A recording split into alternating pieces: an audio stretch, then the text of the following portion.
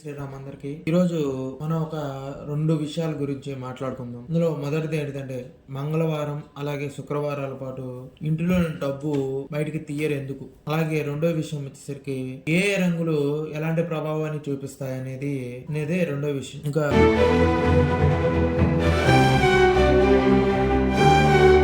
మనం మొదటి విషయాన్ని చూసుకుంటే మంగళవారం మరియు శుక్రవారాలకు సంపద, ధనము మరియు శుభ్రతను చిహ్నంగా చూపిస్తారు. అలాగే దానిని ఎందుకు అలా భావిస్తారో తెలుసుకోవడానికి హిందూ ధర్మశాస్త్రాలు, పురాణాలు మరియు జ్యోతిష్య శాస్త్రాలు పరిశీలించాలి. వాటి గురించి కొన్ని విషయాలు తెలుసుకుందాం. అలాగే పై వచ్చే విషయాలు ఇంకా తెలుసుకొని దీని గురించి విపులంగా ఒక వీడియో చేస్తాను నేను. ముందు మంగళవారం యొక్క ప్రాధాన్యత గురించి మాట్లాడితే, మంగళవారం అనేది అరుణ గ్రహం యొక్క సంబంధించిన రోజు. అంటే మంగళ గ్రహం యొక్క ప్రధానమైన రోజు మంగళవారం.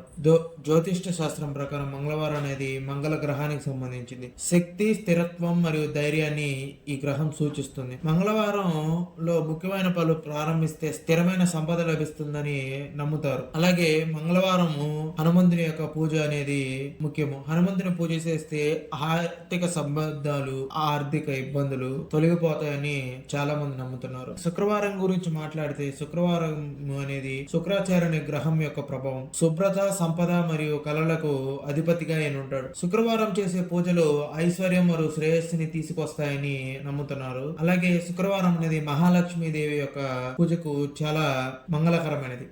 శుక్రవారం లక్ష్మీదేవిని పూజించడం వల్ల ఆర్థిక సమస్యలు తొలగిపోతాయని చాలా మంది విశ్వాసం. అలాగే శుక్రవారం రోజు దీపాలు వెలిగించి లక్ష్మీ అమ్మవారికి సమర్పిస్తే ధన సంపద లభిస్తుందని నమ్ముతారు. అలాగే శుక్రవారం మంచి ఆహారం తింటే సంపదకు అనుకూలంగా కలిసి వస్తుందని, అంటే శుక్రవారం పూట మంచి సాత్విక భోజనం తీసుకుంటే సంపదకు మంచి అనుకూలంగా లభిస్తుందని. అలాగే మన గ్రంథాలు ఏం చెప్పారో తెలుసుకుందాము కొద్దిగా విషయాలు. సంపదకు శక్తి కలిగించే రోజులు మంగళ మరియు శుక్రవారాలు సంపదను పెంచడానికి అనువైన సమయంగా పండితులు మనకు సూచిస్తున్నారు. అలాగే మూఢనమ్మకాల ప్రకారం ఈ రోజుల్లో ప్రత్యేక వ్రతాలు ఆర్థిక శ్రేయస్సుని తీసుకొస్తాయని నమ్ముతారు. కానీ దీనిలో కూడా కొన్ని నిజాలు అనేవి ఉన్నాయని మీరు గుర్తుంచుకోవాలి. ఈ రోజుల్లో చేపట్టే వ్రతాలు మనసుకు శాంతి, శారీరక శక్తిని మరియు ఆర్థికత స్థిరత్వాన్ని నిలుపుకునేంత నమ్మకాన్ని మనకిస్తుంది. అలాగే వీటి విశ్వాసాలు మంగళవారం దాన ధర్మాలు చేయడం వల్ల మనకు మిగతా రోజుల్లో వచ్చే దానికంటే ఎక్కువగా పుణ్యఫలం అనేది లభిస్తుంది. అలాగే ఆర్థిక సమస్యలు కూడా భవిష్యత్తులో రాకుండా ఉంటాయి అనేది దీని అవసరం. అలాగే శుక్రవారం రోజు మహాలక్ష్మికి దీపారాధనతో కుటుంబం సమేతంగా పూజ చేయడం వల్ల కుటుంబంలో ఉన్న సమస్యలు తొలగిపోతాయని దీని నమ్మకం. నేటి కాలంలో ప్రతి ఒక్కరి జీవన శైలి డబ్బుకి మరియు శుభ్రతకు మాత్రమే సంబంధించి ఉంటుంది. కొంతమంది డబ్బును మాత్రమే పట్టించుకొని శుభ్రతను కూడా పట్టించుకోరు. అలాగే మూఢనమ్మకాలు అనేవి మానవ సమాజంలో ఎప్పటికీ అలాగే ఎప్పటికీ గట్టి స్థానం కలిగే ఉన్నాయి. మంగళవారం మరియు శుక్రవారాలు సంపద, శ్రేయస్సు మరియు ఆధ్యాత్మికత, శుభతకు చిహ్నంగా భారతీయ సంప్రదాయాల్లో ప్రాముఖ్యత ఉంది. ఈ రోజుల్లో చేసే పూజలు, వ్రతాలు మరియు దాతృత్వం సంపదను నిలబెట్టడానికి మరియు నెరవేర్చడానికి స్ఫూర్తిని లభిస్తుంది. సంపాదించే మనిషి ఇంటిలో సంపాదిస్తుంటే ఖర్చు చేసే వాళ్ళు ఖర్చు చేస్తారు. కనీసం వారానికి 2 రోజులైనా సరే ఖర్చును ఆపుదామని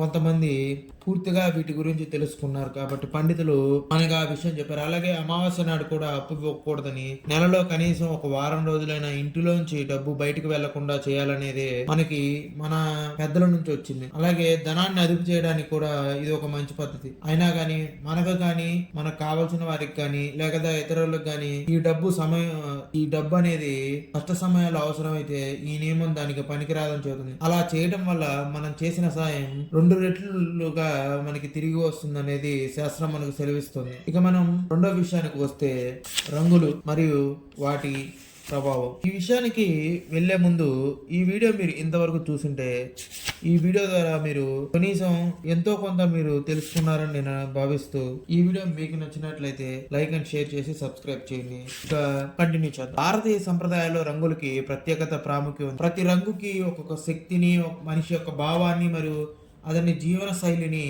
ప్రతిబింబించేలా చేస్తుంది. మన ఆలోచనలపై, మనోభావాలపై, జీవనశైలిపై రంగుల ప్రభావం 100% ఉంటుంది. ముందు ఎరుపు రంగు గురించి మాట్లాడితే, శక్తి, ప్రేమ, ధైర్యం అనేది ఎరుపు రంగుకి ప్రతీకగా ఉంటాయి. వీటిని వివాహాలు, హనుమంతుడి పూజలు, అలాగే కొత్త పనులు ప్రారంభించేటప్పుడు ఎరుపు రంగు ఎక్కువగా వాడతారు. ఇది మనిషి యొక్క శక్తిని, మనస్సు యొక్క ఉత్సాహాన్ని ప్రేరేపిస్తూ ప్రభావం చూపింది. అలాగే ఎక్కువగా ఉపయోగిస్తే మనిషి యొక్క ఆగ్రహాన్ని, ఆందోళనకి దారితీస్తుంది. ఇక పసుపు గురించి మనం మాట్లాడితే, పసుపు అనేది ఆరోగ్యం మరియు శుభ్రత గురించి మాట్లాడతారు. ఆరోగ్యము, శుభ్రత మరియు పసుపు కుంకుమ అనేది దీని యొక్క ప్రతీకలు. వీటిని పూజలు, వివాహాలు, శుభ్రకార్యాలు, అలాగే ఆకర్షణగా ఉండే ప్రదేశాలు ఎక్కువగా ఉపయోగిస్తారు. శుభ్రత మరియు సానుకూల భావాలను కలిగిస్తుంది. అలాగే ఆధ్యాత్మికానికి దీని యొక్క బలం అనేది ఎక్కువగా చేకూరుస్తుంది. ఆకుపచ్చ గురించి మాట్లాడితే ప్రకృతానికి, శాంతికి, అలాగే మనిషి యొక్క జీవితానికి ప్రతీకలుగా ఉంటుంది. పండగల్లో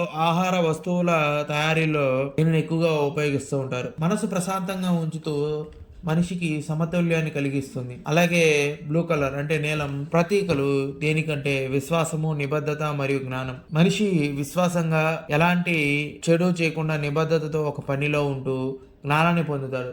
ఇది ఎక్కువగా విద్యా సంస్థలు, కంపెనీల్లో, అలాగే ఆధ్యాత్మిక కార్యాలయాల్లో మనకు కనిపిస్తుంది. ఇది మనసుకు శాంతినిస్తూ, జ్ఞానాన్ని పెంచుతూ ఏ విషయాన్నైనా లోతుగా ఆలోచించేలా చేస్తుంది. తెలుపు అనేది పవిత్రతకు మరియు నిర్భయతకు, అలాగే సత్యానికి ప్రతీకగా ఉంటుంది. ఆచారాలు, ప్రాతస్మరణ మరియు శాంతిని సూచించే సందర్భాల్లో తెలుపును ఉపయోగిస్తారు. మనస్సును ప్రశాంతంగా ఉంచుతూ, కొన్నిసార్లు ఒంటరి దానాన్ని కూడా మనిషికి సూచిస్తూ అతని యొక్క ఆత్మ జ్ఞానాన్ని పెంచే విధంగా సాయం చేస్తుంది. అలాగే నారింజ రంగు త్యాగానికి మరియు మనిషి యొక్క ఆధ్యాత్మిక సాధన, అలాగే దీనిని కాషాయ రంగు కూడా అని పిలుస్తారు. ఆధ్యాత్మిక గురువులు ధరించే వస్త్రాలు ఈ రంగులోనే ఎక్కువగా ఉంటాయి. ఆధ్యాత్మికతను పెంపొందిస్తూ మనిషి యొక్క నియంత్రణను మెరుగుపరుస్తుంది. బంగారం మరియు వెండి మనిషి యొక్క ఐశ్వర్యం మరియు గౌరవాన్ని చూపిస్తుంది. సంపద, ధనం, అలాగే దాని యొక్క వైభవాన్ని చూపించేటప్పుడు ఈ రంగు కనపడుతుంది. మనకు పూజల్లో ఆభరణాలు ధరించేటప్పుడు, అలాగే శుభకార్యాలు జరిగేటప్పుడు బంగారు, వెండి రంగులను ఉపయోగిస్తారు.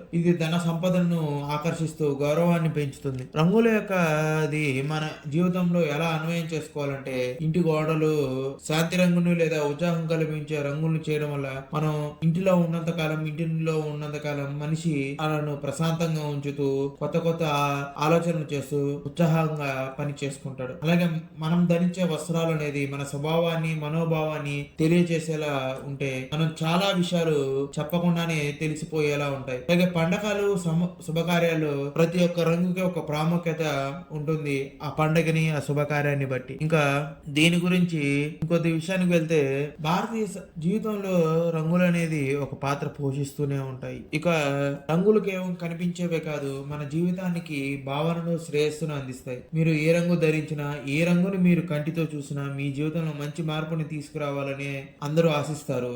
నేను కూడా ఆశిస్తున్నాను.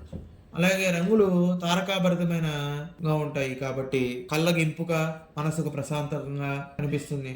కొన్ని రంగులు చూసినప్పుడు మనసు ప్రశాంతతని, కొన్ని రంగులు చూసినప్పుడు మనసు ఆక్రోశాన్ని, కొన్ని రంగులు చూసినప్పుడు మనసు బాధని అందిస్తుంది. కాబట్టి ఏ రంగైనా మీ యొక్క మనసు ప్రశాంతత కోసమే చూస్తున్నాను. ఈ వీడియో మీరు ఎంతవరకు చూసినట్లయితే ఈ వీడియోని మీకు తెలిసిన వారికి కానీ, తెలియని వారికి కానీ షేర్ చేసి, అలాగే ఈ వీడియోకి ఒక కామెంట్ చేయండి. ఈ వీడియో నచ్చినట్లయితే ఒక కామెంట్ చేయండి. అలాగే నచ్చకపోయినా సరే ఎందుకు నచ్చలేదో కూడా కామెంట్ చేయండి. అలాగే ఈ వీడియో ఇంతటితో సమాప్తం చేస్తున్నాను.